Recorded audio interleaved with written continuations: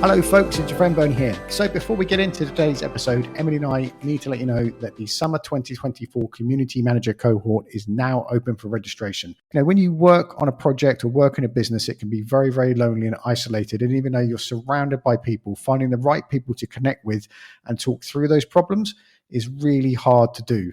Everything that's ever worked for me and Emily in our lives has been around doing stuff either in a coaching scenario or in a small group scenario.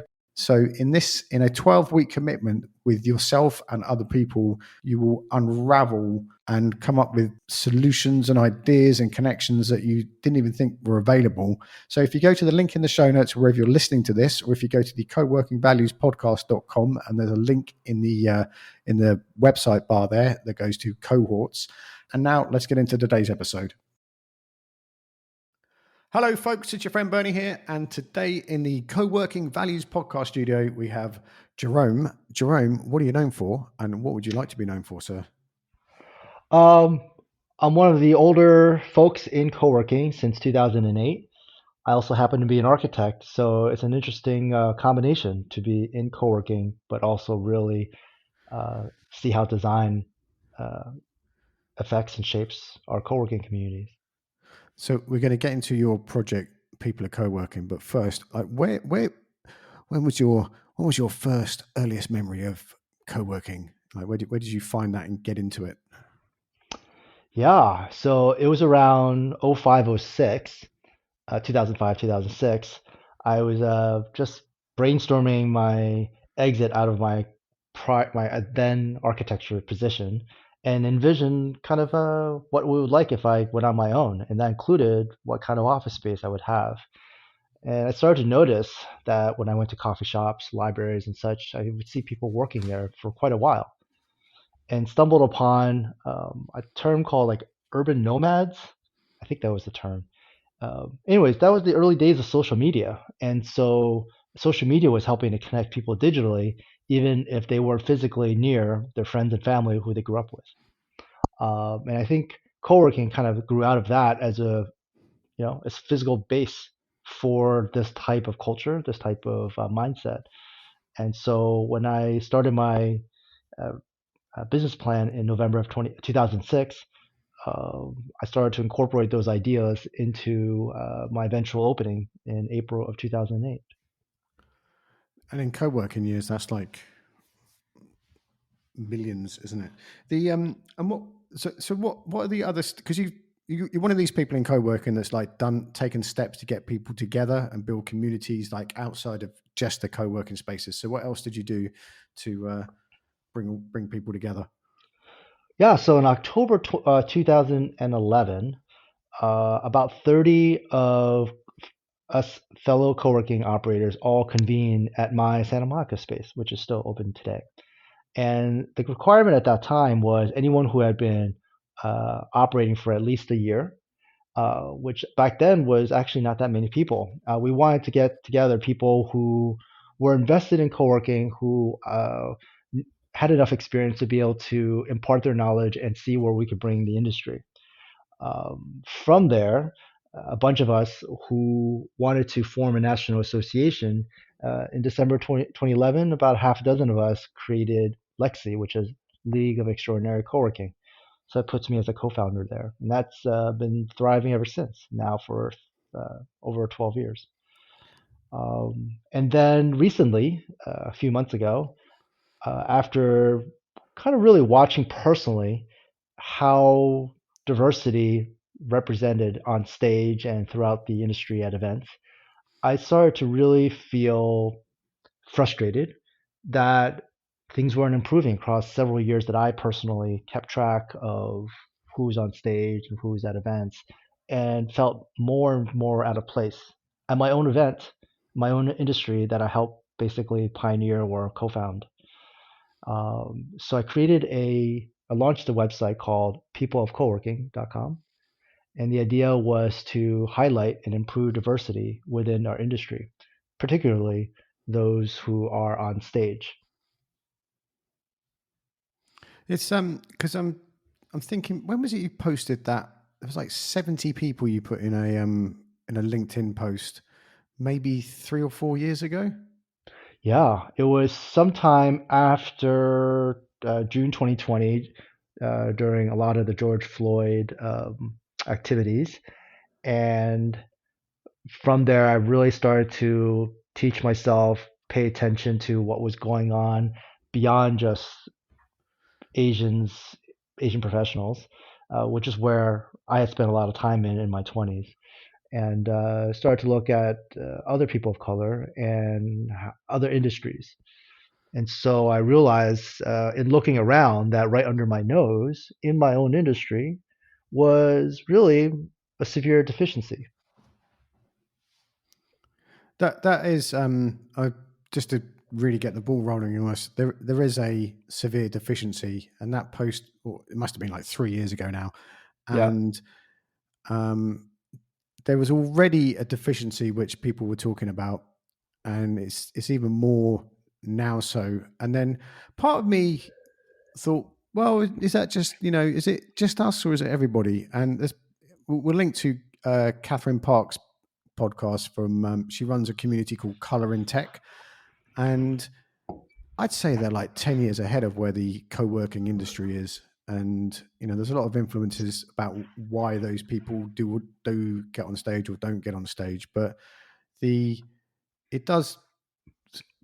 I'm not sure whether it confuses me, upsets me, but that little bag of emotions of how there's still so many people, like me, like white European males on stages, and nobody else in the room seems to kind of address it as abruptly as it needs to be addressed at this point in time. Is that in the same thread as you are coming Yeah. from? So, first of all, I personally have been slow to embrace and step up to do things that I clearly could have had more influence on years ago.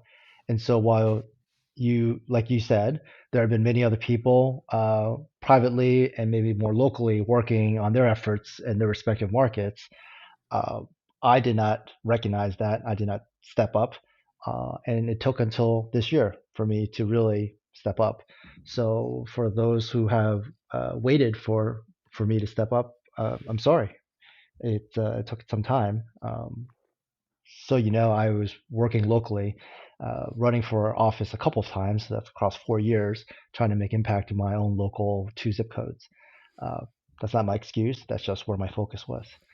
But, That's a good going back, excuse, though. running a political campaign twice and then being close both times, within small 1-2% loss is frustrating, but it's the realities of politics today in the U.S., even on the local level. But back to the industry is I think what has happened, my view, is that co-working, the origins, and I think to this day, for the most part, the focus on community has actually made people assume that the community was as inclusive as just community. But in reality, the focus on co-working communities has not been inclusive enough. It's not representative of our respective markets. If you're in Boise, Idaho versus Dallas, Texas versus New York, obviously each respective market is going to have a range of representation of demographics in their markets.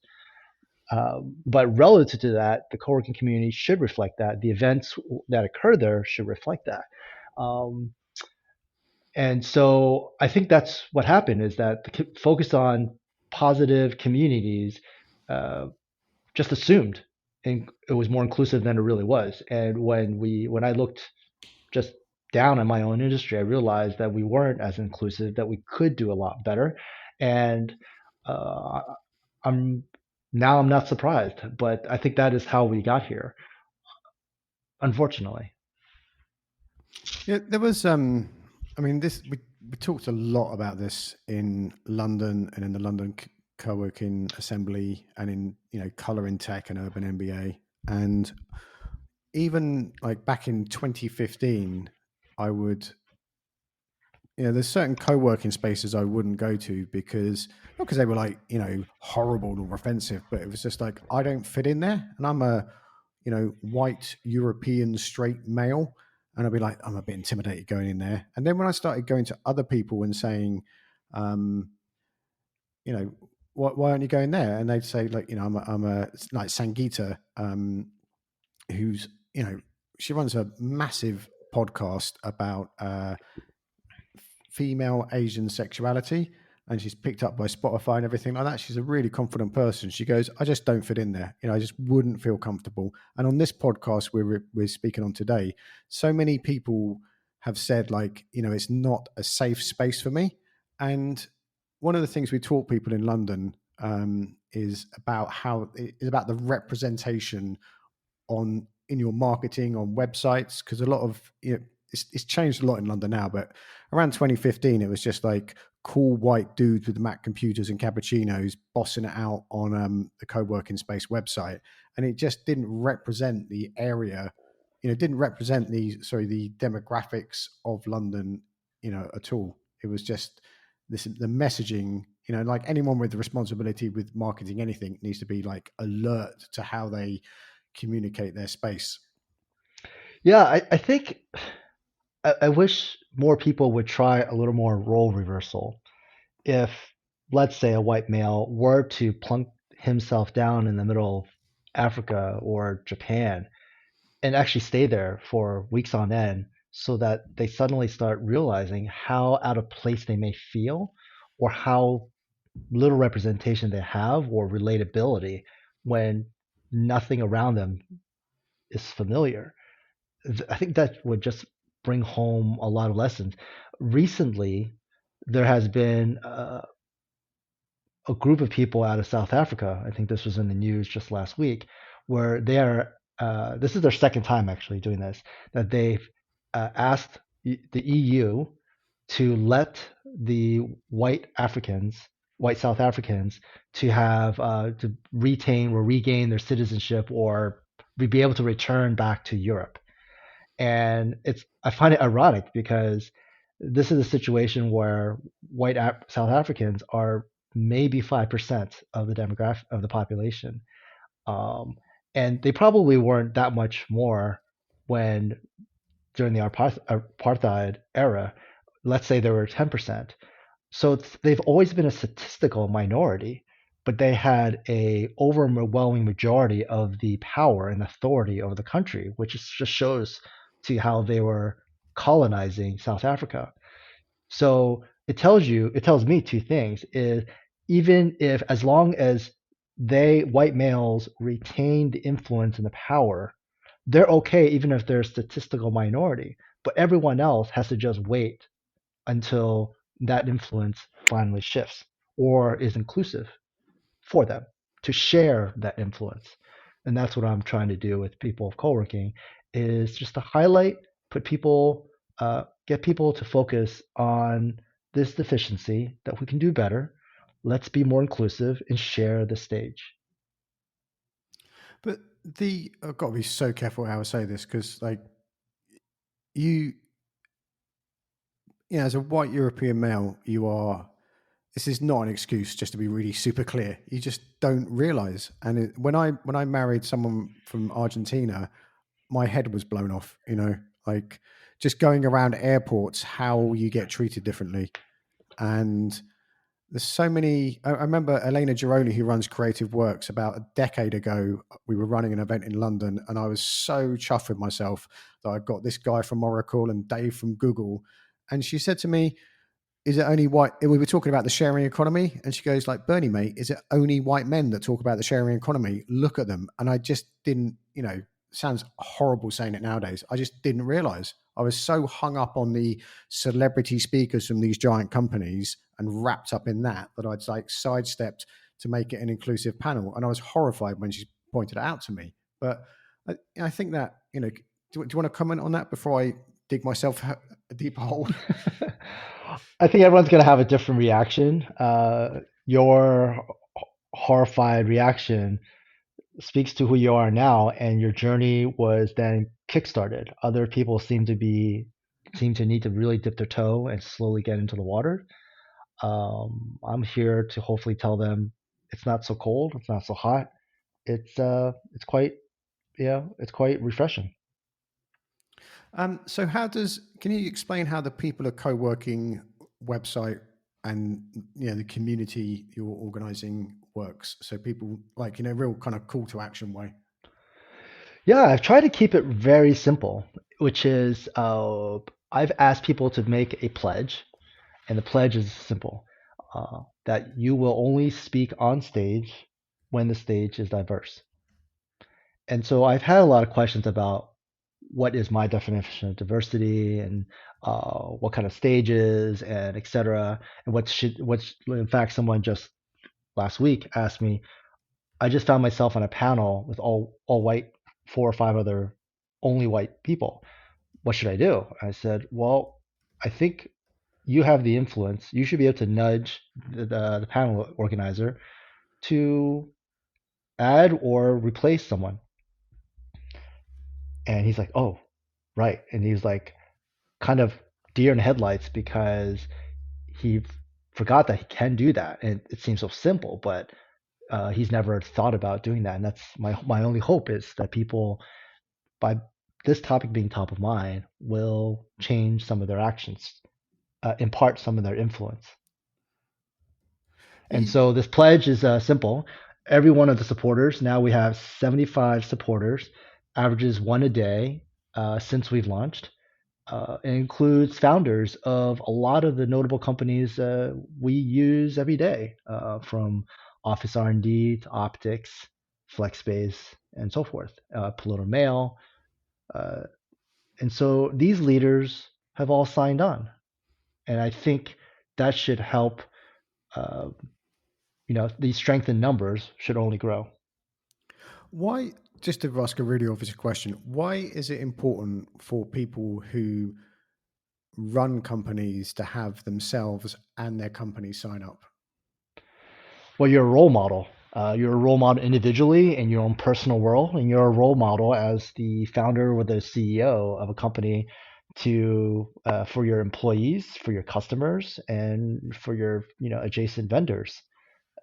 Everyone's a role model. You may not realize how much influence you have, but you tend to have more influence than you realize. More people are watching you than you probably realize, and so I get that making the pledge as an individual supporter may be relatively easy for someone to make. And for the company, there's many more factors from sponsors to investors to their market share and all that. I get that's difficult. Um, I would just say what is happening already if you don't support. There are customers and vendors who wish that you did this, who actually won't do business with you. They haven't communicated that to you. Uh, and so, clarifying your stance can only be more inclusive. Well, one of the I really agree with that. There's I'll put a link in the show notes to my friend Sonia Thompson, who she writes for Entrepreneur and all these big shiny magazines, but her core offering is teaching huge businesses how to be more the the benefits of being more diverse and inclusive, and how much audience you're leaving out by not making clear your position. And there's this thing we do where there's some post on LinkedIn today where we're talking about this. It's like you're so worried about offending people, and really, if you're offending someone who's like not, who's upset about being diverse and inclusive and equity and everything like that, it's a bit of a weird thing to worry about upsetting someone. Well, if you're worried about upsetting others, likely assume that you are likely offending someone already because you're not being inclusive. There are many people like me who found themselves walking into these conferences where I already knew dozens and dozens of people and felt more and more isolated or out of place because I saw glaringly that the diversity there was not relatable to me. It baffles to me that I was going to these conferences with 300 people And there were literally only two or three other Asians who were there for themselves, not as a guest or a spouse of someone, an attendee. That percentage just doesn't make sense. And this would be in Austin, this would be in DC, this would be in Chicago, wherever. And all those cities have much more, many more Asians than 1 or 2%. I mean, even the entire state of, even the entire Dallas Fort Worth Metroplex has at least 5%. The country has more than 5%. So there's no way unless we are in like, I don't know, North Dakota or something. I've never been there, so I'm going to assume that the demographics there is skews very few Asians, and blacks, everyone. It's just, uh, it's it's appalling. Well, one of the things, like talking to event organizers is that, I mean, it goes back to that just to make it even more obvious is the difference between a announcement and an invitation and that conversation. And event organizers I know in London say they need, they'll send an email saying, "Do you want to speak?" And because of the position most men play in society, they're like the CEOs of companies and stuff like that. They're readily available and they're all on board for this.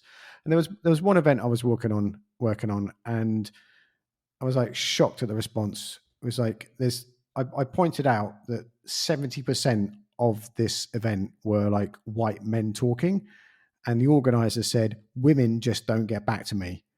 And it's like, well, of course, women don't get back to you because they're doing the school run. Like even in our relationship, um, every time there's a problem from school, even though the school has my phone number and my wife's phone number, they just always phone my wife. I mean, they don't now, but that's the way it goes. And there's just so much other stuff going on for people. So you have to ask like 3 or 4 or 5 times, and then the person's like, actually, they're deadly serious. I could make that if they're that interested in me rather than just like emailing me. So you have to work harder, which as an event organizer takes more time and effort, but the result of that more time and effort is so important. Who says things are easy? And I'm sure certain male speakers are in high demand and they're not as responsive, but then you're willing to work just even harder to get that speaker. So well, you should be able to do the same thing for other speakers who are not white male. Well, one of the things is that because there's, see, I've just goofed that. I'm going to have to cut that bit out. I was going to make a point that didn't fit, so sorry about that. Okay, I'm going to ask you, where can we get involved? And is there any other point you want to make while we have this little break in the conversation? And then we've got, uh, no, I think that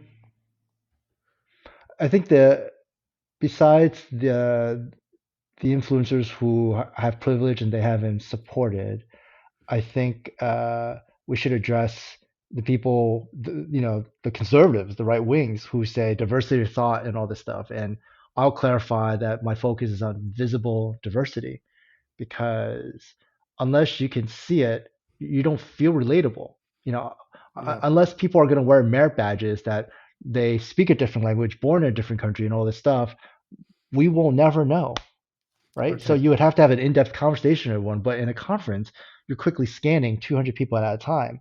So the visible diversity is the most effective for now. Let me ask you that then. Okay, Yeah. I'm going to make a little clap so Emily can see the thing. That was a bad clap. So, Jerome, why is representation at events so important, especially today? So my focus has been on visible diversity, and that would then focus on ethnicity and skin color. I know there are some people out there who says the diversity should be diversity of thought, diversity of background, diversity of experience. It seems like if you attend a conference and you see 200 people, you're not going to ask every individual and say, where were you born? What was your prior job? Do you speak another language in order to feel that, oh, this crowd is diverse? If you're looking at a stage of 5 people and you're 300 feet away, you're not going to be able to get a chance to talk to the speakers and say, oh, this person speaks Spanish, so then now I feel relatable to this person. No, it's going to be the visible what you see visibly that will be representative. So those people who want who only focus on diversity of experiences and diversity of thought, diversity of opinions, that is the ideal.